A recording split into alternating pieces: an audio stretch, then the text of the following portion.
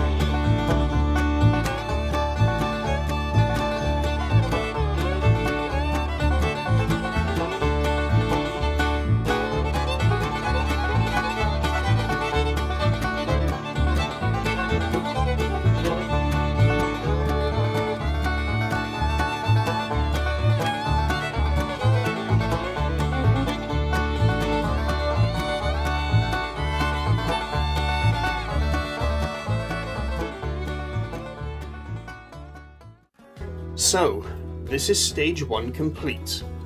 It's clearly an 040 locomotive. Do the wheels look familiar to you? Remember, timestamp in the comments with your guess.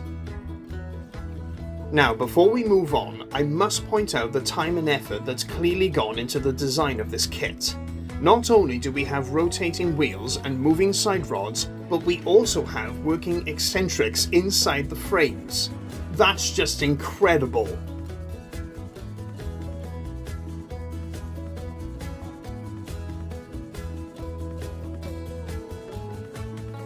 Right then, let's move on to stage 2 of the build.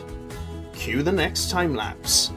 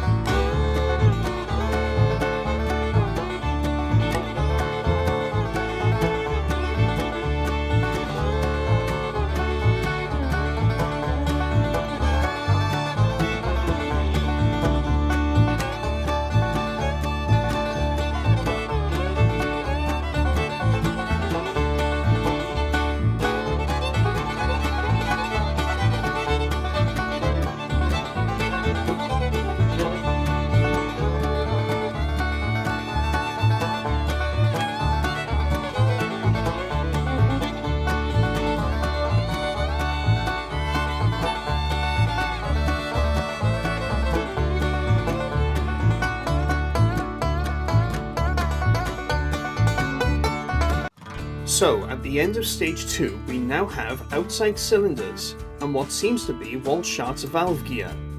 It looks very industrial, wouldn't you say? Again, the mechanical elements of this kit are just amazing. There is a small tight spot in the motion, but with time and a spray of WD-40 this will smooth itself out.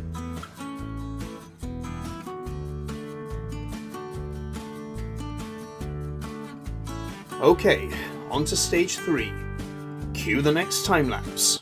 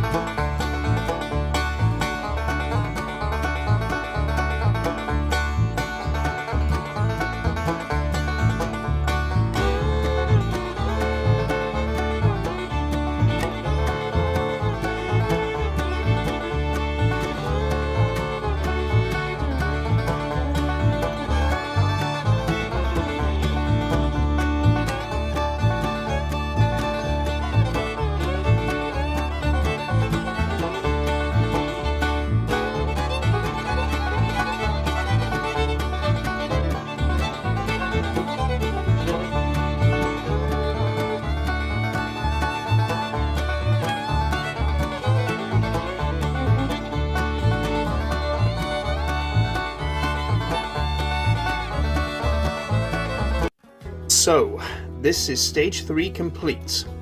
Have you guessed it yet? It's looking very narrow gauge like, isn't it? Looks very similar to a Quarry Hunter with an open cab. The special features of this kit also continue with a movable regulator, reverser lever, and adjustable firebox doors. There's just one more stage to go, so let's complete the build. Cue the final time lapse.